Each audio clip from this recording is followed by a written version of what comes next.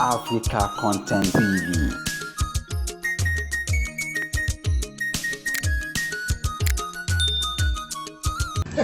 If I did, you did, give my father.